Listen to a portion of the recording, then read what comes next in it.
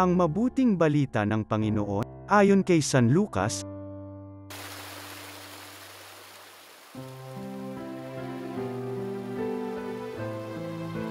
Noong panahong yun, pumunta si Jesus sa isang bayang tinatawag na Nain.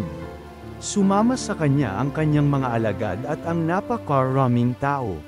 Nang malapit na siya sa pintuan ng bayan, nasalubong niya ang libing ng kaisa-isang anak na lalaki ng isang babaeng balo. Marami ang nakikipaglibing.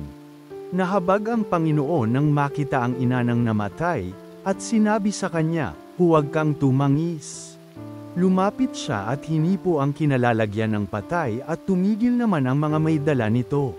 Sinabi niya, "Binata, bumangon ka." Naupo ito at nagsalita, at siya'y ibinigay ni Jesus sa kanyang ina.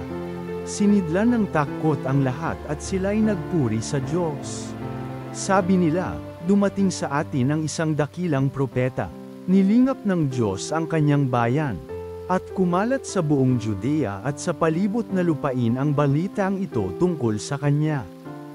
Ang mabuting balita ng Panginoon.